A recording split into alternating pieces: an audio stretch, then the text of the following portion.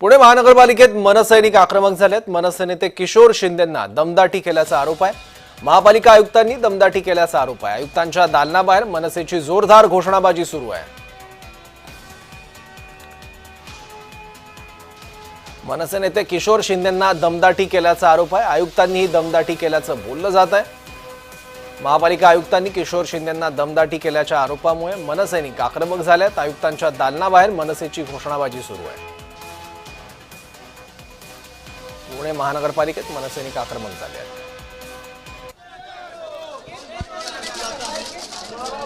आयुक्त कार्यालयाच्या बाहेर यांचे कार्यकर्ते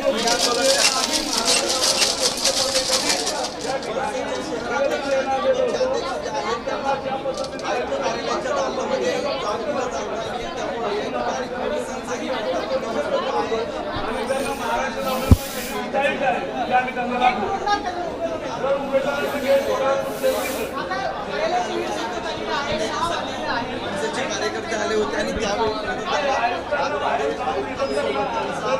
यावर आणखी माहिती घेत आपले प्रतिनिधी रोहन कदम आपल्या सोबत आहेत। तर रोहन, आता नेमकं काय घडतंय महापालिका आयुक्तांच्या दालनात?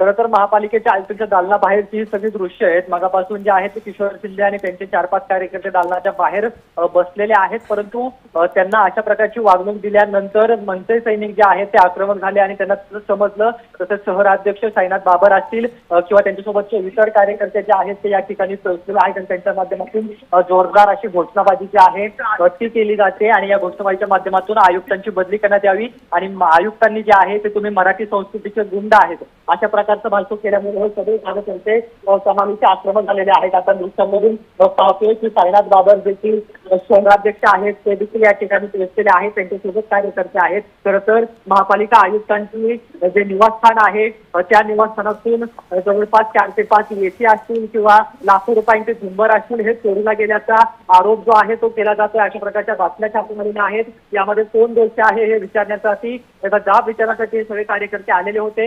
यावेळी जे आहे ते दमदाटी केल्याचा आरोप आयुक्तांवरती मनसैनिकांकडून केला जातोय आणि या सगळ्यामुळे ही दृश्य जे आहेत ते आपल्याला पाहायला मिळत आहेत। साईनाथ बाबर बोलतायत, काय म्हणतात ऐका।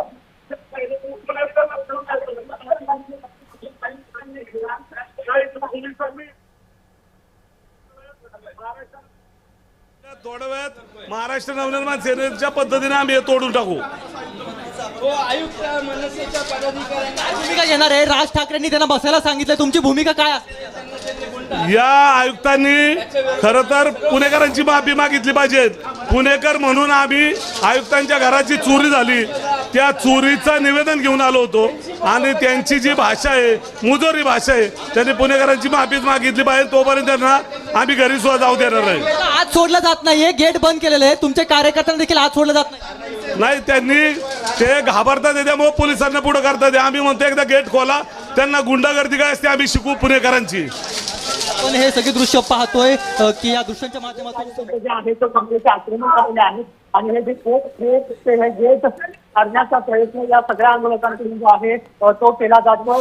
महाराष्ट्र निर्माण सेनेच्या घोषणाबाजी ज्या आहेत त्या केल्या जात आहेत। तर दुसरीकडे अगदी काही अंतरावरती या ठिकाणी महापालिका आयुक्तांचं दालन आहे आणि या दालनाच्या आतमध्ये जे आहे ते जाण्याचा प्रयत्न या सगळ्या कार्यकर्त्यांच्या माध्यमातून केला जात होता। आता हे गेट जे आहे ते बंद केलेलं आहे। 4थ्या मजल्यावरती महापालिका आयुक्तांचं हे दालन आहे आणि ह्या दालनाबाहेरची ही सगळी दृश्य आहेत आपण पाहतोय की आतमध्ये जे आहेत ते किशोर शिंदे आणि इतर कार्यकर्ते जे आहेत ते बसलेले आहेत। त्यांची समजूत काढण्याचा प्रयत्न जो आहे तो पुणे पोलिसांकडून केला जातोय। शिवाजीनगर पोलीस या ठिकाणी पोहोचलेले आहेत, त्यांच्याकडून देखील त्यांना उठवण्याचा प्रयत्न केला जातोय, परंतु आम्हाला अटक करा, आमच्यावर गुन्हे दाखल करा जर आम्ही चुकलो असेल तर, परंतु आम्ही इथून उठणार नाही अशा प्रकारची भूमिका घेतलेली आहे। आम्ही कोर्टामध्ये जाऊन आयुक्तांना जे आहे ते चॅलेंज करू, कारण का अशा पद्धतीने लोकांचं निवेदन जर का घेऊन आम्ही या ठिकाणी पोहोचलो असेल आणि तरी देखील आमच्यावरती अशा प्रकारे अन्याय केला जात असेल किंवा आम्हाला दमदाटी केली जात असेल तर हे मात्र सहन केलं जाणार नाही।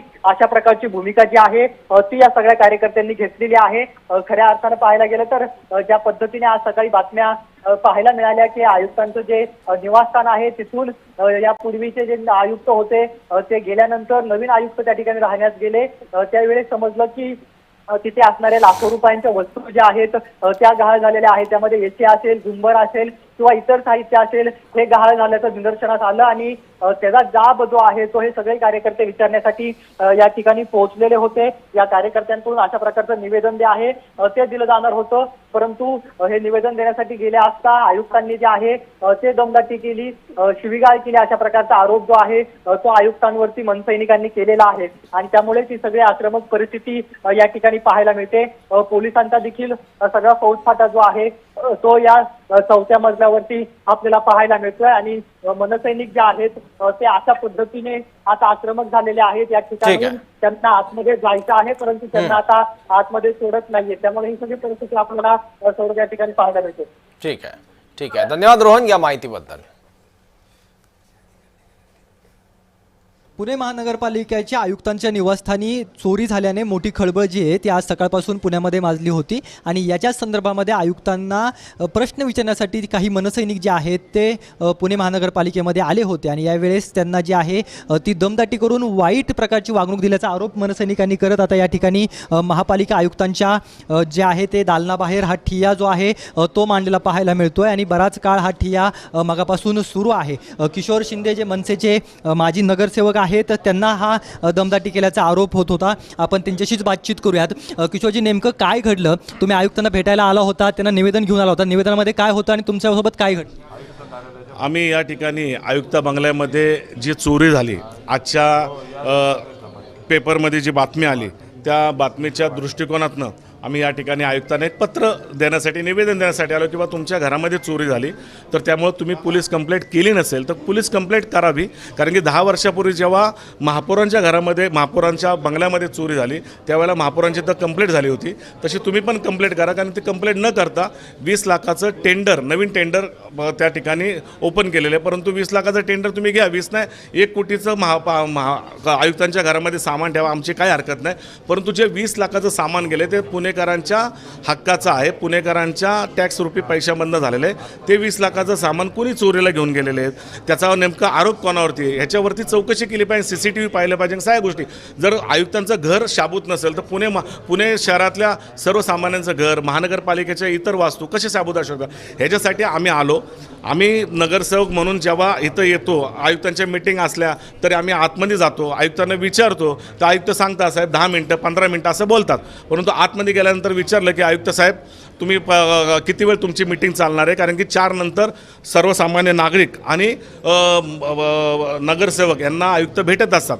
परंतु आयुक्तांना का रागाला माहीत नाही. आयुक्त म्हणले चल बाहेर निघ, अजिबात थांबू नको, बाहेर निघ म्हणले. म्हटलं बाहेर निघ म्हणजे अरे तुरे काय बोलता तुम्ही? तर ते म्हणले तू गुंड आहेस, कुठला गुंड आहेस तू, चल बाहेर निघ, तुला घरात घुसून मारील, तुला पुण्याच्या बाहेर फेकून देईल, तुला महाराष्ट्राच्या बाहेर फेकून देईल. म्हटलं साहेब मी महानगरपालिकेचा 10 वर्ष नगरसेवक राहिलो आहे, गटनेता राहिलो आहे, 4 वेळा आमदारकी लढवलेली आहे. तुम्ही मला डायरेक्ट आरोग्य बोलताय, मी एक वकील आहे, या पद्धतीने तुम्ही बोलणं योग्य नाही. आजूबाजूच्या अधिकाऱ्यांना तर विचारा काय काय नाही. म्हणजे त्या ठिकाणी आयुक्तांनी इतक्या आवर्षित भाषेत बोलले की मराठी माणूस आहे तुम्ही गुंड आहेत वगैरे वगैरे. ह्या ठिकाणी जेव्हा आले आतमधनं म्हटलं बरं जरा थंड आला असेल, शांत आला असेल, आतमध्ये पाणी बिणी पिऊन आले, अधिकाऱ्यांशी बोलले. इथं आल्यानंतर म्हणले लय पैसे आहेत का तुझ्याकडं, लय माज आहे का तुला, तुझं माझंच उतरवतो, तुला घरात घुसून बघतो, तुम्ही गुंड आहेत, तुम्ही मराठी संस्कृती बिघडत आहे, तुम्ही मराठीचे गुंड आहेत.